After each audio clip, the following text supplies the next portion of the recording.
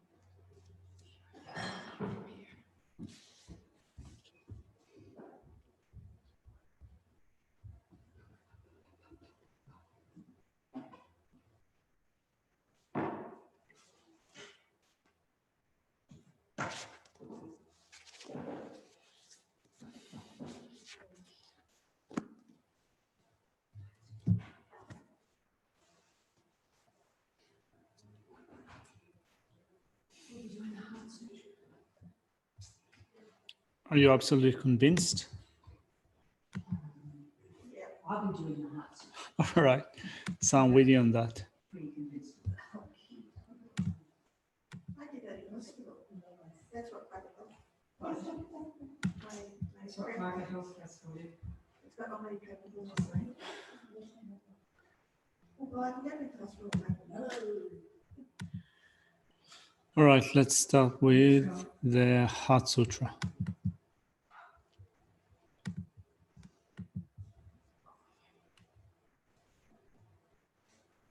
Just a second. I'll just start recording. All right. Here to the Arya Triple Gem, thus they hear at one time the Bhagavan was dwelling on a mountain together with the young monks and the great communities. At that time, there was concentration of the categories of phenomena or perception. Also at that time, Perfection of wisdom and beheld those five aggregates also as empty of inherent nature. Then Venerable Shariputra said this to the Bodhisattva Mahasattva Arya Avalokiteshvara. How should any son of the lineage train who wishes to practice the activity of the profound perfection of wisdom? He said that in the Bodhisattva Mahasattva Arya Avalokiteshvara Venerable Shariputra. Shariputra, any son of the lineage or daughter of the lineage who wishes to practice the activity of the profound perfection of wisdom should learn like this correctly and repeatedly, beholding those five aggregates also as empty of inherent nature. Form is empty, emptiness is form, emptiness is not other than form, form is also not other than empty. In the same way, feeling, discrimination, composition, factors, and consciousness are empty. Shariputra, likewise, all phenomena are emptiness without characteristic, unproduced, unceased, stainless, not without stain, not deficient, not fulfilled. Shariputra, therefore, in emptiness, there is no form, no feeling, no discrimination, no composition, factors, no consciousness. No eye, no ear, no nose, no tongue, no body, no mind, no visual form, no sound, no odor, no taste, no object of touch, and no phenomenon. Eye element and so on up to including no mind element and no mental consciousness element. There is no ignorance, no extinction of ignorance, and so on up to including no aging and death, of aging and death. Similarly, there is no suffering, origination, cessation, and path. There is no exalted wisdom, nor attainment, and also no non-attainment. Shariputra, therefore, because there is no attainment, bodhisattvas rely on dwell in perfection of wisdom, the one without obscuration, without fear, having completely the Ishri and Nirvana. All the Buddhas in 3 times also manifestly correctly awakening to unsurpassable, perfect, complete enlightenment in reliance on the perfection of wisdom. Therefore, the mantra of the perfection of wisdom, the mantra of the great knowledge, the unsurpassed mantra, the mantra equal to the unequal, the mantra that thoroughly pacifies all suffering should be known as the truth, since it is not false. Of the perfection of wisdom is declared. Dayata om gate gate paragate parasamgate bodhisoha. Shariputra, the Bodhisattva Mahasattva, should train in found perfection of wisdom life. Arousing that concentration and commended Bodhisattva Mahasattva. Well said, son of the lineage. It is like that. It is like that. One should practice the profound perfection of wisdom, just as you have indicated, even the Tathagatas rejoice. The Bhagavan, having thus spoken, the Venerable Shariputra, the Bodhisattva Mahasattva, are Avalokiteshvara, and those surrounding in the entirety, along with the worlds of gods, humans, asuras, and Gandharvas, were overjoyed and highly praised, thus spoken by the Bhagavan.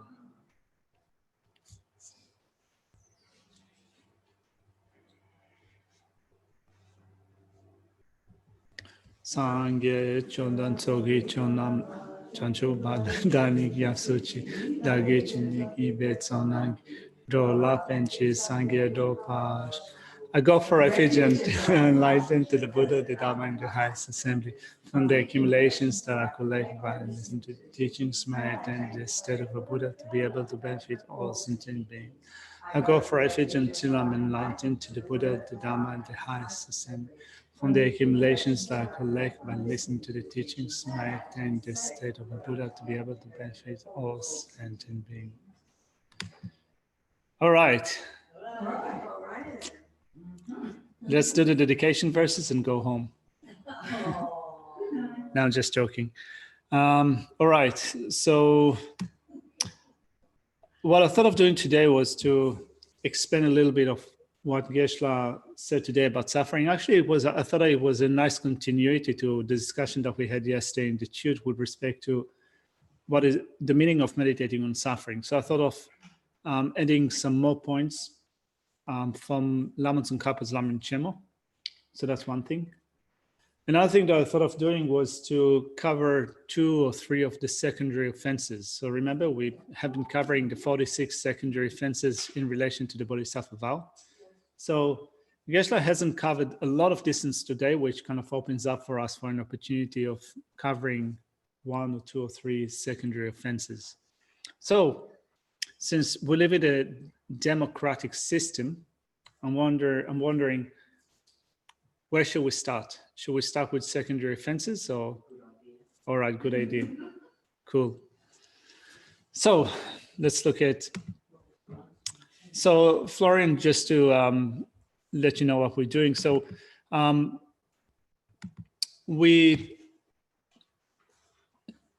think, well, we've covered a 3rd chapter in Shantideva's Guide to Bodhisattva Way of Life. We have taken together the Bodhisattva vow. So we've also been covering in these sessions the 18 root downfalls that we should abstain from in relation to the Bodhisattva vow. We've covered that, and now we're looking at a list of 46 secondary offenses that we should also refrain from in order to guard the vow properly. So let's look at the next group of secondary offenses, and they are incongruous with the perfection of wisdom. So there are 8 secondary offenses which are incompatible with wisdom. Let's begin with the 27th secondary offense. It says, if you have the view that while Hinayana practitioners need to study, hold to, and train in the words and meaning of the hearer's canon, Bodhisattvas do not, and were to propound that, it would be a secondary offense of abandoning the hearer's vehicle. What it means, basically, it seems that kind of to cut it short, that if you think that in the Mahayana, we don't need to spend a lot of time in study, reflection, and meditation, this is something that Hinayanis do, and we don't need to do it. It's a secondary offense. Let's look at that again.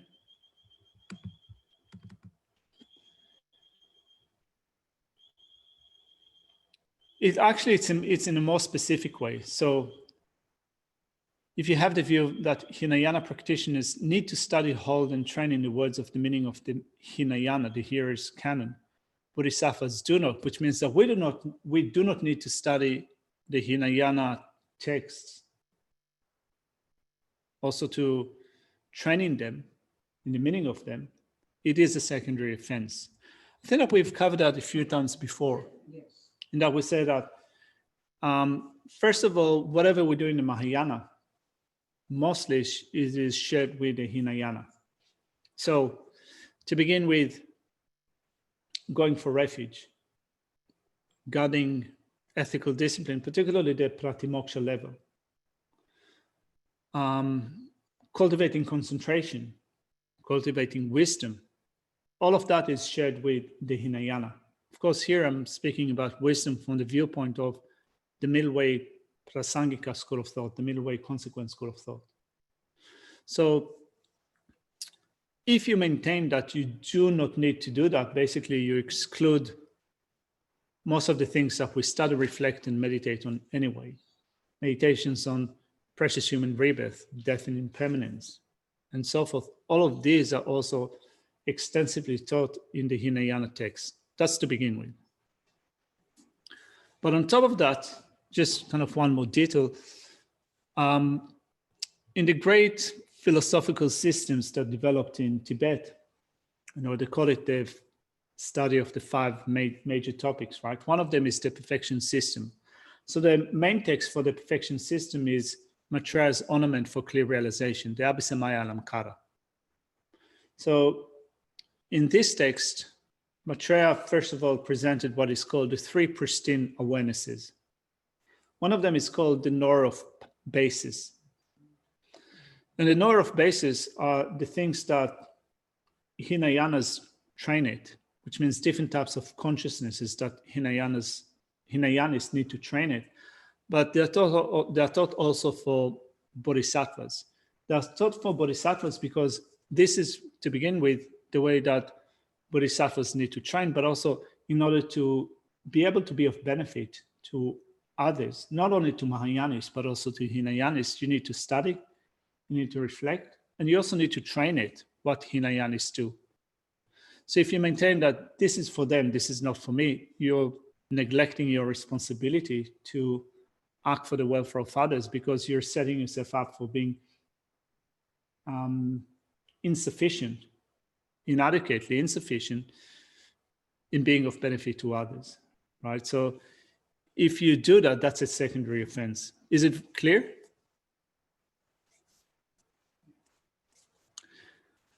I think that's quite straightforward. It is actually nicely put together with the next one. Let's look at the next one. It says, if you neglect the Bodhisattva's canon while there are still things you should apply yourself to in it and apply yourself to the hearer's canon, it is a secondary offense of applying yourself to that system despite having your own way. So it seems that in the previous secondary offense, it's almost like saying that you do too little in relation to training yourself in the Hinayana way. It seems that this one, if I paraphrase it, it's more like doing too much in the Hinayana way. So the previous one said, if you neglect that system, that's a secondary offense. This one says, if you neglect your system and wholeheartedly devote yourself almost exclusively to the Hinayana, having taken the Bodhisattva vow, you incur a secondary offense. So first of all, committing yourself to the Hinayana is not a negative thing. It is not a negative thing in that when you look at the Buddhist world in general, there's Mahayana and Hinayana. There are many Hinayana countries, many Hinayana practitioners. In no way we would consider that to be inferior, insufficient, negative, and so forth, right? So definitely we don't have that attitude. But if you have taken upon yourself the Bodhisattva vow, which means that you have made that commitment to train not only in bodhicitta, but also in all the deeds of bodhisattvas, which means that your orientation is such that you should be focusing on the welfare of others, And yet, in your own personal practice, you focus mainly on Hinayana teachings, Hinayana practices, which means that since that the orientation would be focusing more on your own welfare, that would be a secondary offense. Does it make sense? Any questions? While I was in previous years, having spent some time at Bodh Gaya, you meet also at Bodh Gaya. You meet many people that come from Hinayana countries, and but you also meet foreigners that practice those traditions. One of them, I think, is an Australian monk that some of you have seen previously during his honors teaching to Australia. So I don't know if you might remember that there was a Hinayana Australian monk, Hinayanist, that was sitting on stage previously during his honors teachings, right? So he got special permission from his honors Dalai Lama to not only to study Mahayana, but also to attend tantric empowerments, although he was ordained in the Thai tradition, and also he's a Thai monk. He has a Thai order in Thailand. I met him a year or two ago at Bodh Gaya, and we spent, I had lunch with him, and we spent some time talking. And he has his own monastery in Thailand, with also a community of Thai people that are his students. So I thought that this is pretty interesting. It's more uncommon in this tradition, the Tibetan tradition, to have a Westerner or kind of someone that comes outside of the Tibetan tradition having Tibetan students. They would normally go with Tibetans. He has his own followers, Thai followers. And we spoke a little bit about his practice, and it seems that they put so much emphasis on training not only in ethical discipline, not to accords very much with a Hinayana, but also with the Vinaya tradition.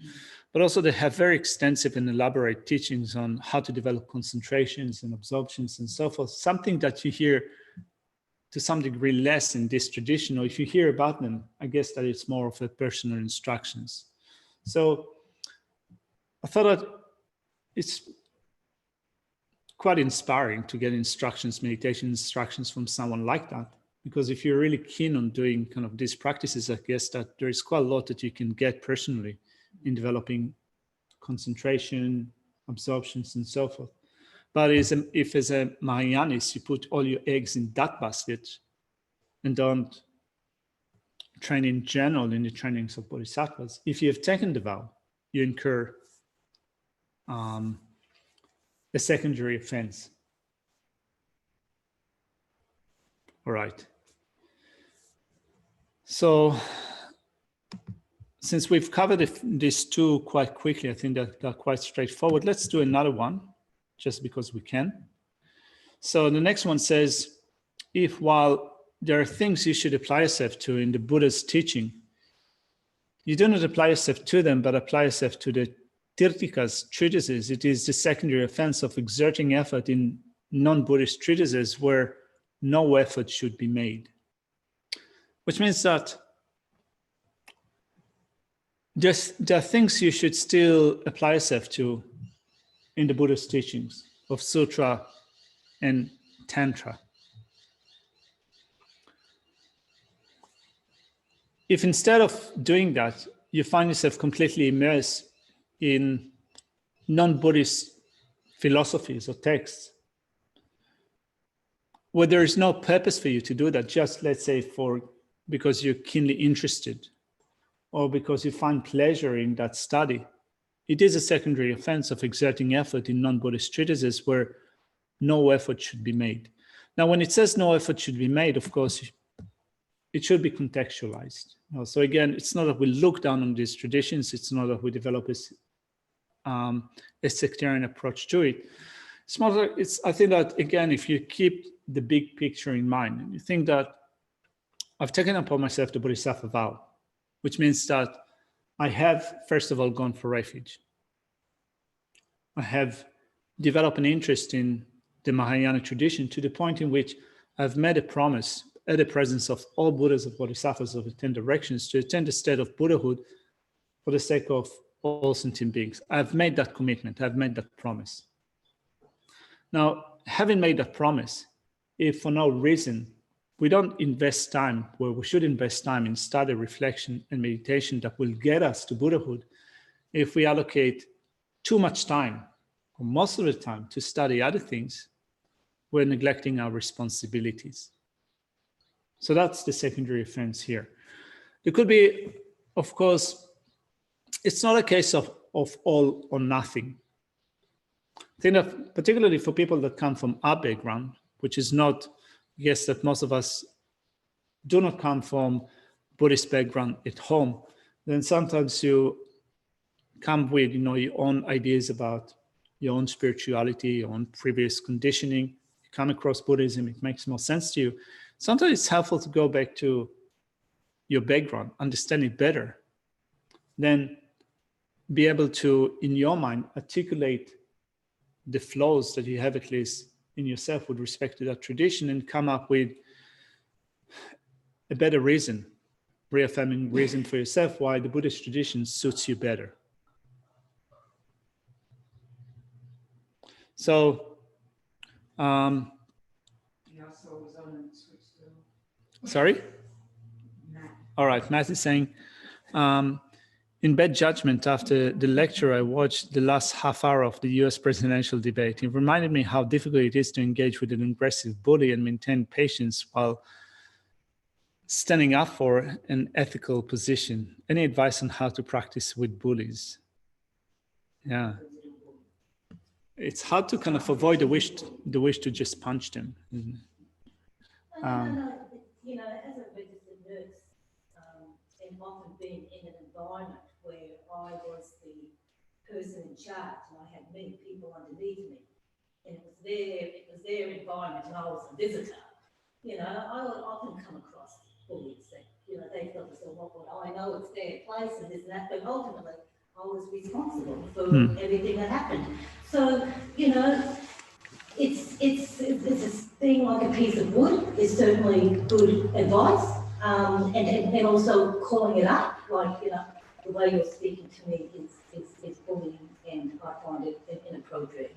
It's not appropriate, and you've got to do that with a soft, controlled voice. Like you don't match them in any way. You have to call up what's going on.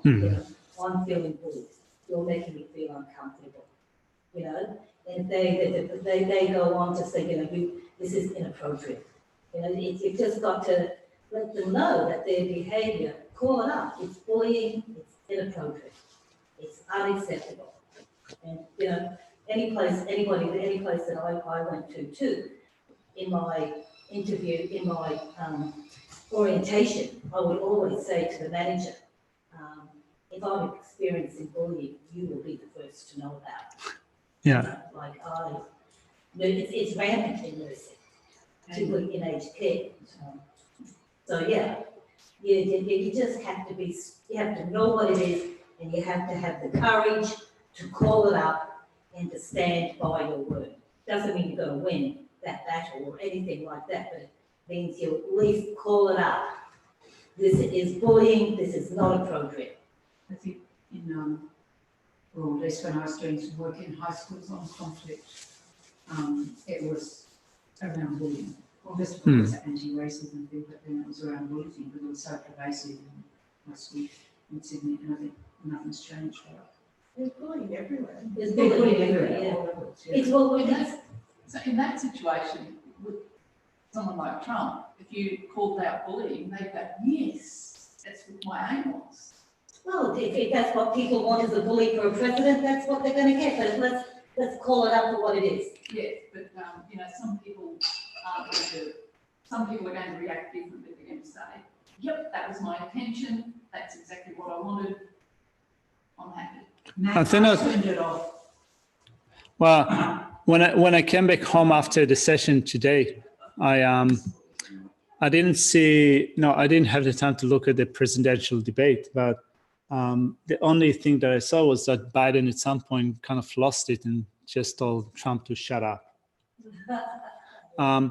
But jokes aside, kind of we didn't say much jokes, but anyway, I think that what we're, particularly the section that we're covering at the moment, is relevant to that. And that, first of all, when we deal not only with bullies, but in a difficult situation, first of all, we should observe a mind to see whether mental unhappiness is already there.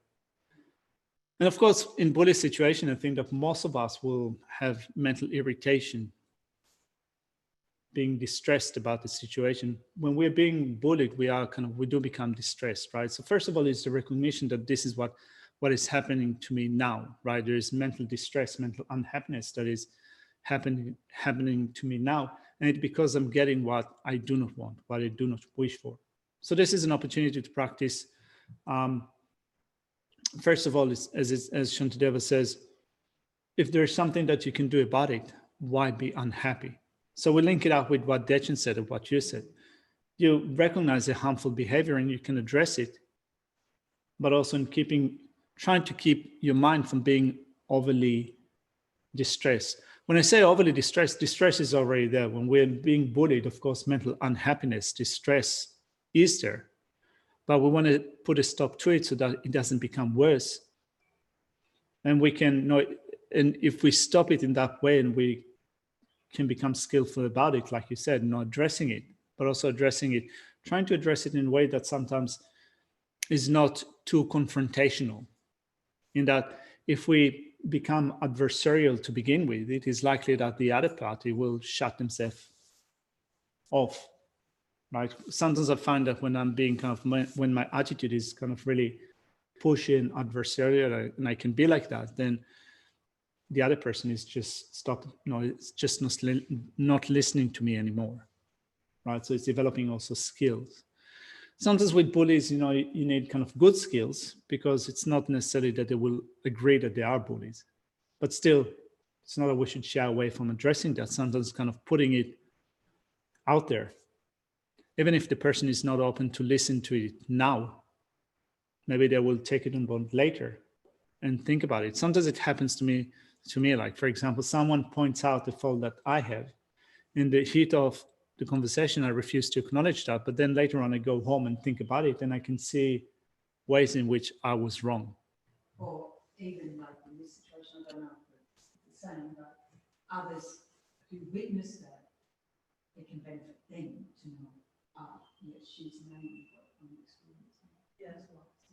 But it's also, you've really got to have a good understanding of the whole process of what's going on, because I've found them, because my kids, I've certainly taught both my children to how to manage bullying. My daughter was quite bullied, and even though you've called it out, they will then say, "Oh, I don't like the tone of your voice," because that is a style of bullying.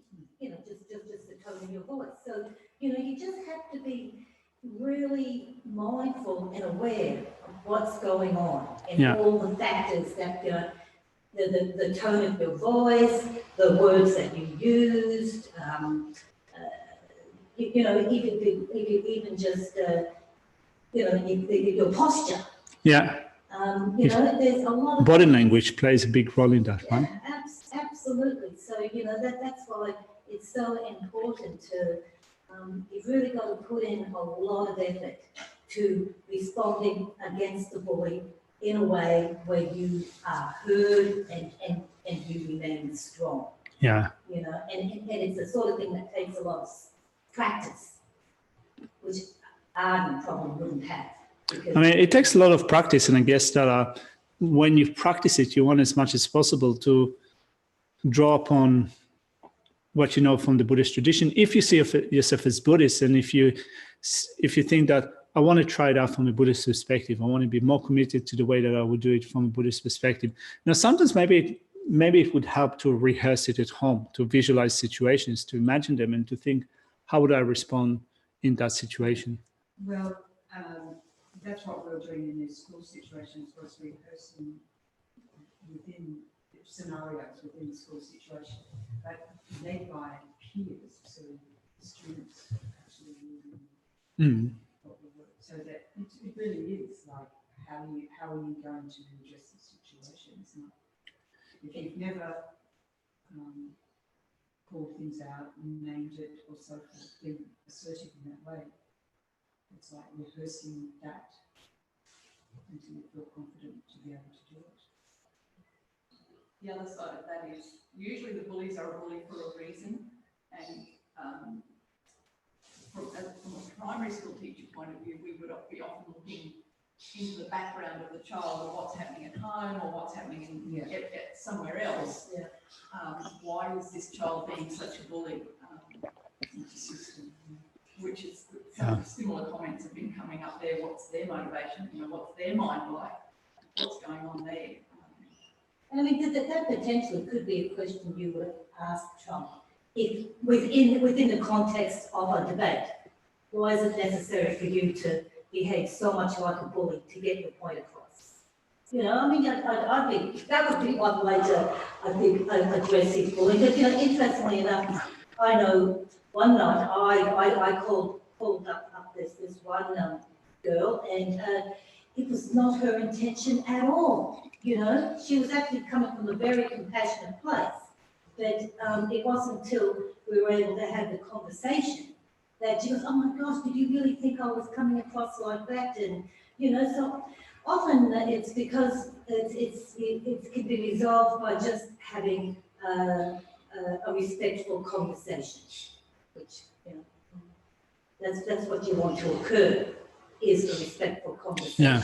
It's all right to disagree, but you don't need to be a bully to get your point across.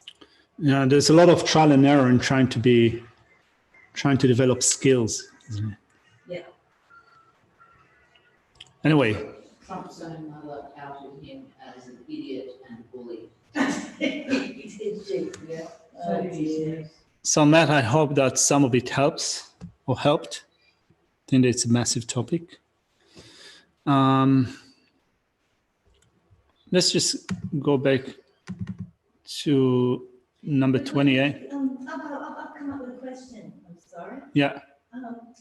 Could you please show an example where the question with the offence in 28 applying more effort in the hearer's lineage than your own?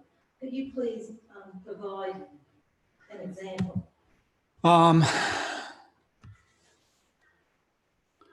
Well, I would say that, for example, I mentioned that Australian monk that is doing the Theravada, that is monk in the Theravada tradition. And in my conversations I had, I developed great interest in what he does. And I thought myself, I wish I could train like he does, in that kind of to be totally committed to his meditation. So part of his meditation, and I think that this is coming from the Thai tradition, they do a certain, it's good, I think, to do a certain number of hours of meditation next to the body trade Bodhgaya. So he did, when I spoke to him, he just finished a period, accumulating period of doing 3,000 hours of meditation next to the trade Bodhgaya. So when you see meditators sitting in that place, first of all, they're sitting on kind of the bare ground, which is no longer bare ground. It's just like a marble floor. So they don't have like pampering and comfortable cushion sitting on the floor in a position where normally one leg is stuck to the back. So it also looks like very uncomfortable posture, to me at least. The place is reeking with mosquitoes. And to do 3,000, he finished 3,000 hours, like 3,000 hours of meditation, which took him a few years to accumulate that. So every day was there for, let's say, 4 hours, 5 hours, 6 hours, meditating in this way. So I was thinking that I wish I could do something like that. But then suppose that I would do something like that, it has to come at a certain cost, in a sense that I put my effort into doing just that. And probably I have less time to train in the Mahayana training. Depends what meditation you're doing. Yeah, I mean, yeah, depends what meditation I'm doing, what motivation, which stage of the practice I'm at, and so forth. We all need to look at our own current progression, to put it on the kind of in the big picture of the steps of the path to enlightenment, see which part is important for us to focus on at the moment, what would be most beneficial, and then do that. So let's say that I would choose to do only that and not train myself in other things that I'm required to do within the Mahayana. I think that would probably constitute a secondary offense. It's like, for example, you go to, well, I've never been to one, but Goenka retreat, where they say you can't do your commitments, and you follow that. That would be a risk, right? Yeah. I would say. That's why I said we don't go to any of the medicines. It's like, oh no, I'm not going to relinquish that. Yeah, it's almost like that's a better example, Yeah. and that's a very good example. Yes, that's me, I'm talking talking about about the vow. That's what, for example, if you've taken the vow, then it's about the Mahayana's, the welfare of others in our own practice. That is the paramount practice, not just basic. We can still learn about that stuff, but not put everything into it. Because you look at like Venerable Antonio Sapa, he spent a number of years in the Burmese tradition, and I think, are they Hinayana? Yeah, Hinayana. Yeah, learning that the partner. But he's learned it and passed it on in a Mahayana setting. Yes. Alan Wallace as well. So. Yes, exactly. They have, but they certainly would have put in a lot of effort to those Hinayana techniques, but I guess with the Mahayana motivation. So in some ways, I think that's where I'm not clear about that one. But I think, the Goenka is a good example. I think you went to one of those retreats and gave up your daily commitments because they said so. Yeah. I think that would be. Well, I think that in general, kind of, it's hard to for us to think about it because it's not outside of what we normally do. But suppose that I can just come up with imaginary scenario. Let's say that you take upon yourself the Bodhisattva vow, you make that commitment to work, to train in order to work for the sake of sentient beings. Then you decide to leave everything behind and live for the rest of your life in a Hinayana place to train in the Hinayana way. And you don't get nourishment to your Mahayana motivation, Mahayana teachings, and so forth. I think that would be, and it could happen. It's not that it cannot happen. It can happen. I guess that even more so, probably it is more likely to happen to us than to happen to a Tibetan practitioner. It's more likely to, for example, Venerable lecturing. I mean, I'm not saying it's going to happen to her at all, but being sent to Sri Lanka. Establish a Mahayana study group and copying a lot of flack, even if you weren't such a strong practitioner, you say, oh, well, that's too hard, we'll just go with the flow, or I don't know. You could. What about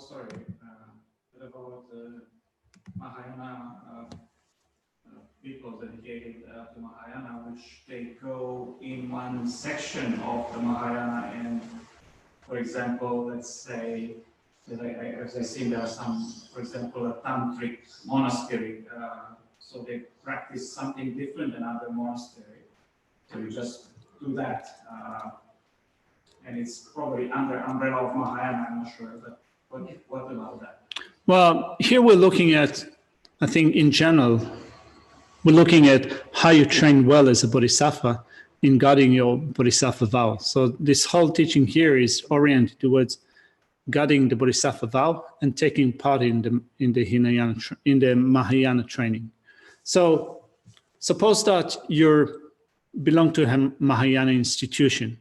Now, different Mahayana institutions in the Tibetan tradition emphasize different things. Some of them emphasize the academic part. Some of them emphasize the tantric part. I think that in the Tibetan system, they developed it in a way that is more complete, in a sense that even if you, in the Tibetan system, even if you belong to a tantric monastery, there's still very strong foundation to the Sutra Mahayana system. Even if you don't do a lot of academic study like they do in other Gelugpa organizations, for example, still you find that in places like Gyuto Monastery, Namgyal Monastery, which focus on mainly tantric practices, they still have Sutra Mahayana study programs for the monks. So there is a focus, but it's still, I think, more comprehensive system. Anyway, let's leave that aside. Let's make sure that we also cover some of the stuff that we spoke of today with Geshe-la, and I wanted to draw upon a couple of points. So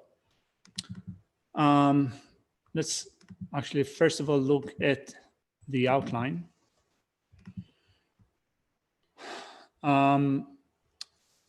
So we've started a section of arresting fury or anger towards that which brings unwanted things, right? When you get what you do not want, when someone is doing something that you find displeasing. Arresting fury towards those who wrong you.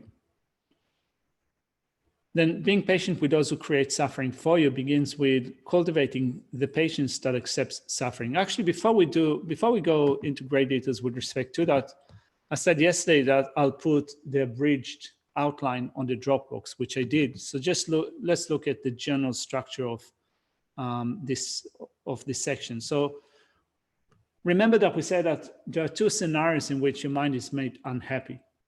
When you get what you do not want, or when you don't get what you want. So the first section is getting what you do not want, arresting anger or wrath towards that which brings unwanted things. So there are three main points in that section. Stopping anger towards those who wrong you, then stopping anger towards those who wrong those who are dear to your heart, which means that you have some interest with others, either close to your heart, your friends, relatives, and so forth, or you need something from that person. It doesn't have to be like a close relationship, but they're still in your camp. There's still some interest that you have in that person. So when something happens to that person, unwanted thing, you might become angry, right? So arresting anger with respect to that.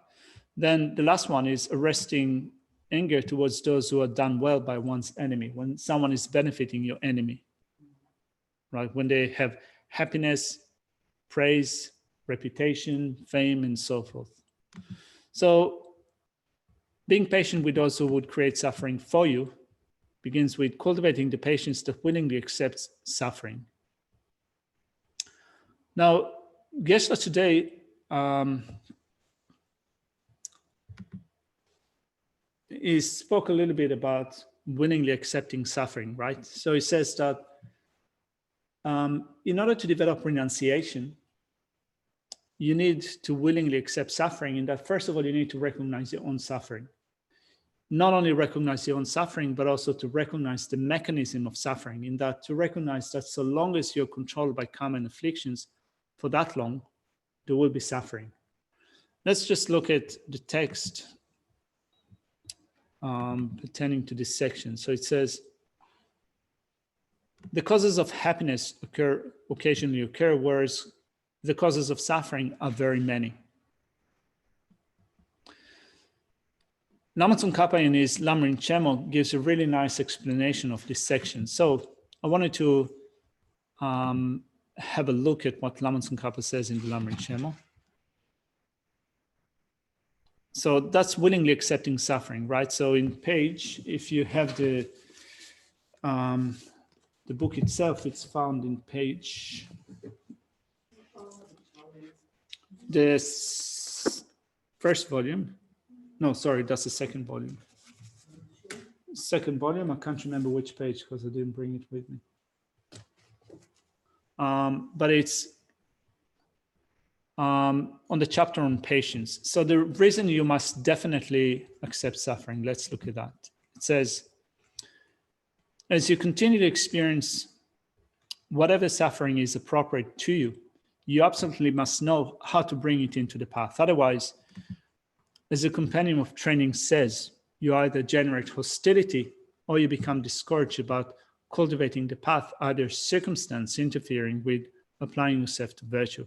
So we said that yesterday, right? We said that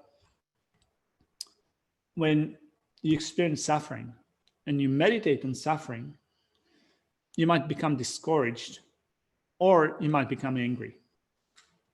So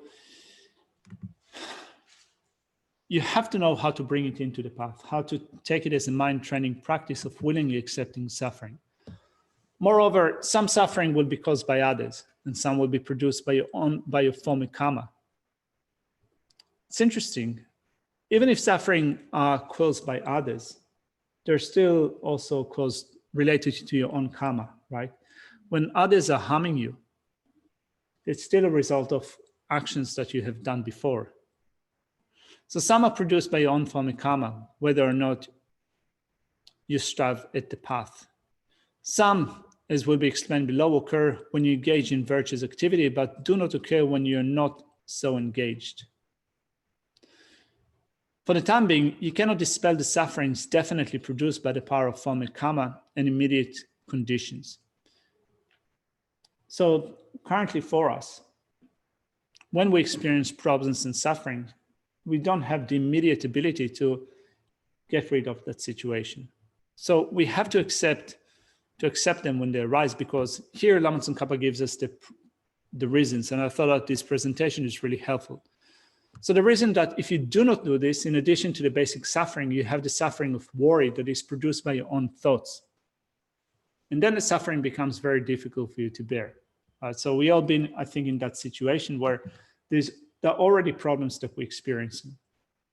We become so consumed by those problems and sufferings that in addition to what's already there, our mind goes completely haywire.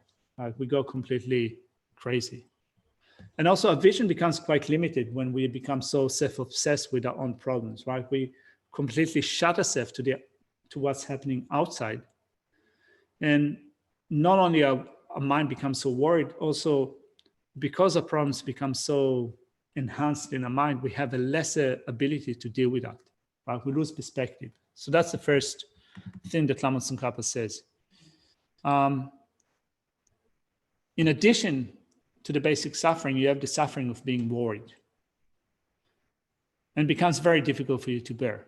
Second, that if you accept the suffering, you let the basic suffering be, and do not stop it, but you never have the suffering of worry that creates discontentment when you focus on the basic suffering. So when your orientation is on yourself and how you cannot bear suffering, it becomes too difficult to bear.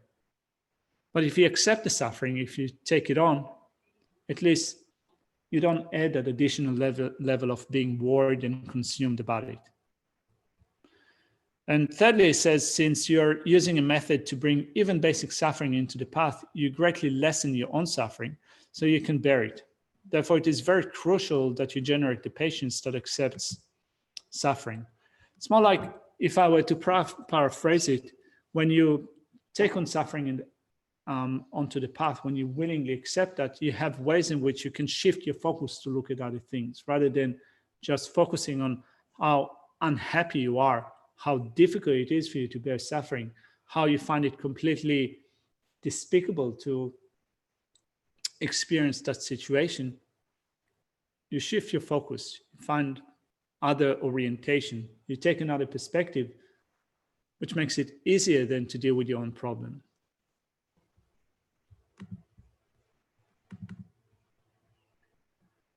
So then Tsongkhapa says the way to willingly take up suffering consists of 2 points. So rejecting the idea that when suffering occurs, it is absolutely unpleasant.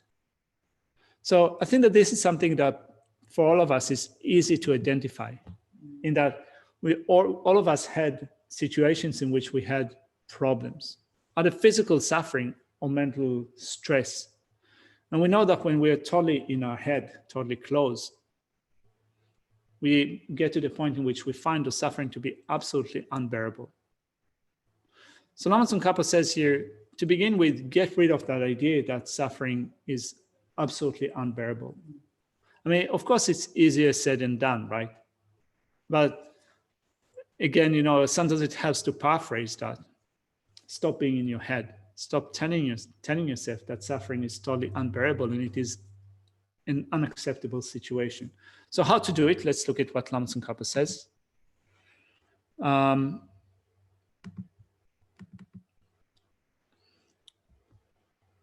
If you can remedy a situation wherein suffering occurs, you do not need to feel that it is unpleasant. If it cannot be remedied, it is not helpful to find it unpleasant, so there is no need for or effectiveness to your displeasure. There is even a disadvantage. If you're very impatient, a slight suffering is extremely difficult to bear, whereas if you minimize your impatience, you can endure great suffering. So this is where we cover one of the verses that we've covered before. If there is a remedy, why be? If there is a remedy, why be displeased? If there is no remedy, what is the use of being displeased? Yeah, there are different ways of saying it. Yeah.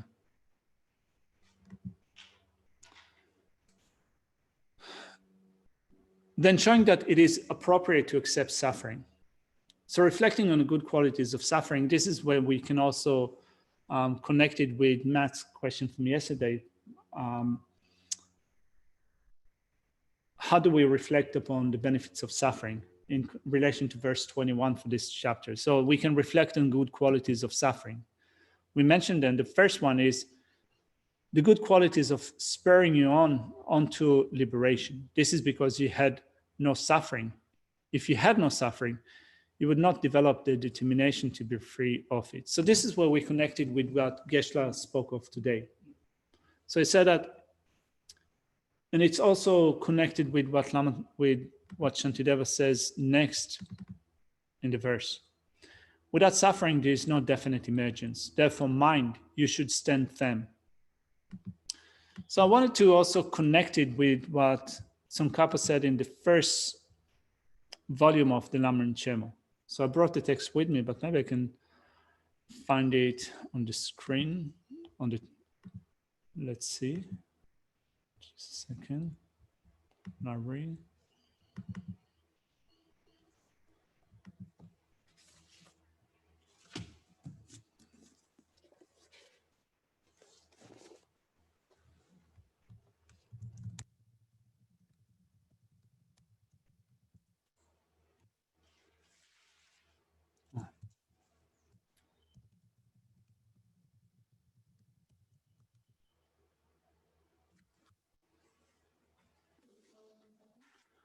That's volume 1.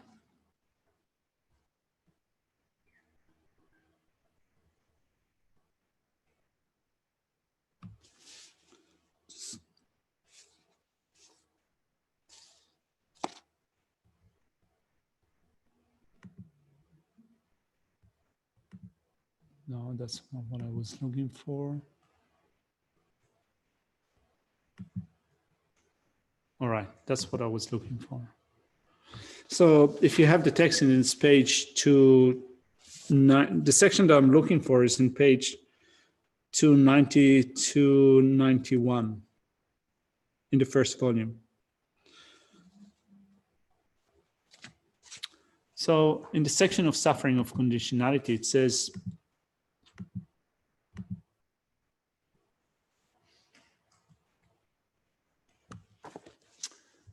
so let's start from this section. In the same way that someone bearing a heavy burden cannot be happy so long as the burden must be borne, you too will suffer so long as you carry the burden of the appropriate aggregates, right? So long as we have the contaminated appropriate aggregates that were forged in dependence upon common afflictions, for that long, you will suffer. Though you have occasional moments when painful suffering is absent, because the aggregates are firmly embedded in the dysfunctional tendencies of suffering and the afflictions, the suffering of conditionality is still present, and therefore myriad sufferings are just on the verge of arising in countless ways. So I think that we can connect it also with rejecting that idea that it is absolutely impossible for you to accept suffering. So when you think of actually our situation is that we have this third type of suffering, pervasive suffering of conditionality, which means that sufferings are on the verge of arising. Even if they're not there at the moment, they're on the verge of arising, because this situation that we have now, that we have a body that came to be under the control of karma and afflictions, it makes sure that suffering will arise. So if it's not there now, it will arise in the future. If it is already there, you willingly accept that in thinking that, of course, it's there. It's like pressing on a boil. It's like scratching a wound. Of course, it's going to hurt, because this is what the body is. It's a body in the nature of suffering. So of course, it's going to get sick. Of course, you're going to age. Of course, you're going to die. Needless to say that you will encounter situations that you do not want, that you're not looking for, because that's the nature of the body. Though you have occasional moments when painful feeling is absent, because the aggregates are firmly embedded in the dysfunctional tendencies of suffering and the afflictions, the suffering of conditionality is still present, and therefore myriad sufferings are just on the verge of arising in countless ways. Therefore, since the suffering of conditionality pervades all suffering and is the root of the other two types of sufferings, meditate on it often in order to become disenchanted with it. And this next section is actually quite strong. I think that it requires more thinking, and I think that kind of you can discover a lot if you think of this section. So it says, moreover, your current pleasant feelings, which cause attachment to grow, mostly arise only upon the relief of suffering. So think about it. We have pleasant moments, comfortable moments in which things work well for us. But here Lama Tsongkhapa says that you can understand them only in relation to suffering, because those situations where we have happiness, comfort, well-being, pleasant feeling, they're only a respite from pain. So in that sense, they're not standalone experiences. It's actually, you can look at them as being a relief, temporary relief from pain. And it sounds like quite, I guess, confronting to think about it. Like, for example, when you think of occasions in your life when you were really happy and things that everything worked perfectly for you. Here, Lama Tsongkhapa says, get a perspective. It's just a relief from pain. It's not genuine happiness. It is just what you get when you have temporary relief from pain. So is it really the case? Can we accept that it's just a temporary relief from pain, or is it genuine happiness? So it says, so moreover, your current pleasant feelings, which cause attachment to grow, mostly arise upon the relief of suffering. Pleasure does not exist naturally, independently of the removal of suffering. For example, if you suffer because of too much walking, a pleasant state of mind arises when you sit down. Then the earlier intense sufferings fades, pleasure appears to arise gradually. Yet sitting is not naturally pleasant, because if you sit too long, suffering arises again, just as before. I think that we are familiar with, I think that we are familiar with that explanation of, the sense of discontentment that we have with the pleasure or happiness that we have. So how is it relevant to what we're talking of at the moment? We're speaking of willingly accepting suffering, right? Yes. So willingly accepting suffering is, as Geshe-la said, it is that which should help you to develop renunciation, which means that you, first of all, need to understand your own suffering. To understand your own suffering and to accept your own suffering is understood first of all, in relation to situations where you have suffering of suffering, right? The first type of suffering, when you have problems, when you're sick and so forth. But to understand your suffering more deeply, you need to use suffering of pain and understand the foundation for that, which is pervasive suffering of conditionality. You now experience pain. You find it unbearable. You willingly take it up in thinking that, of course, I have this suffering because I have the basis for suffering, pervasive suffering of conditionality. This body that arose due to karma and afflictions. If I want no suffering, this is what I need to eliminate. I need to eliminate birth under the control of karma and afflictions. So it doesn't mean that I have to eliminate this body in the sense that I need now to kill myself or to cut this body to pieces. What it means is that I need to get down to the root of this body, which is karma and afflictions, and eliminate them. Right? So if we find suffering unbearable and we willingly accept suffering, we're taking on to the next level, which makes us being committed to take it on as factors that enhance the path, to develop wisdom, the wisdom that helps us to cut through karma and afflictions. So how does Shantideva explain that? He says, without suffering, there is no definite emergence. Therefore, mind, you should stand firm. So,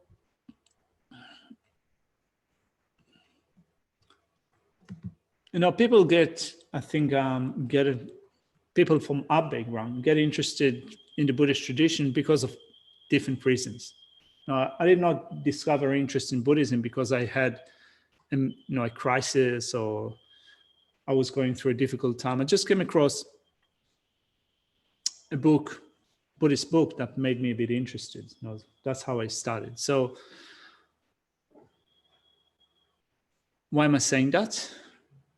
Oh, I'm saying that because it is said that if you live a life that is completely comfortable and you have no suffering whatsoever, no problems whatsoever, no issues whatsoever, it'd be more difficult to develop renunciation. So you do need problems. You do need difficulties. You do need them to point it out to you directly, pertinently, how what we have now is just not good enough. As Geshe said, there are always going to be problems. There are always going to be issues. It will never work perfectly. It will never work the way that we want it to work, because this basis, pervasive suffering of conditionality, ensures that sufferings are on the verge of being produced. If they're not there at the moment, suffering is not there at the moment, it will be in the future. So how was in your case that you started with the book? So you didn't have any suffering per se, so... No, well, of course I had suffering, but it's not that this is what caused me to pick up the book. But, I think that, if we go throughout our life through a life in having pleasant experiences and thinking that there's nothing wrong with what we have no problems, we're totally satisfied, we're completely happy, it would be a weaker basis for developing renunciation. This is what they say, for example, that if you're born in a higher realm state as a god, in the form realm, in the formless realm, you don't have a good basis for suffering, because at least in those higher realms, the suffering of suffering is temporarily absent. You still have suffering of change. You still have pervasive suffering of conditionality, but you don't have manifest sensation of pain.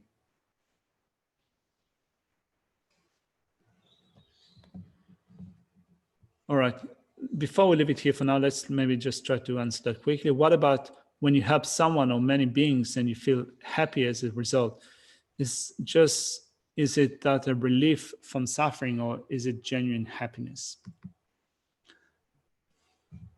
What do you think? Depends what your motivation is. It can be the foundation for genuine happiness if you take it as part of your attitude and motivation to help others.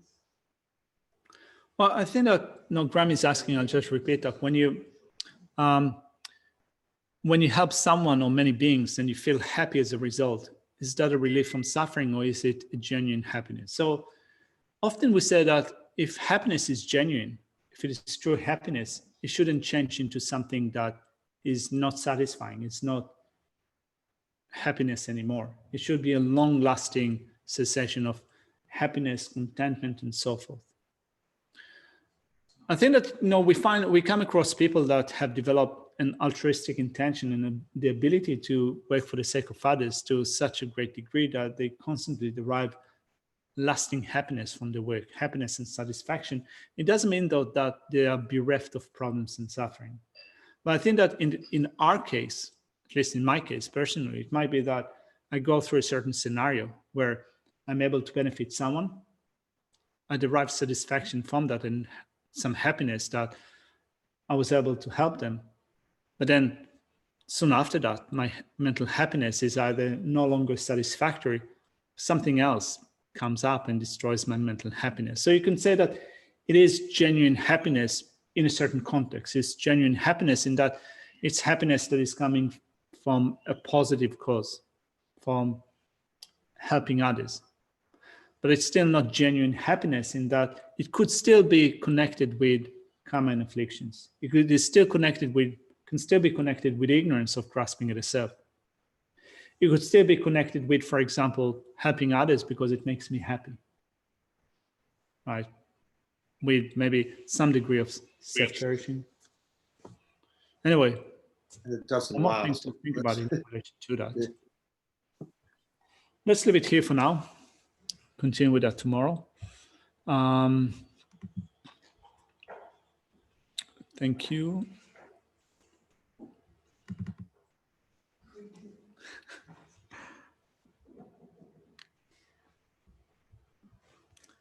Due to this virtue, I quickly become a Guru Buddha and lead all transmigrated beings without exception to that state.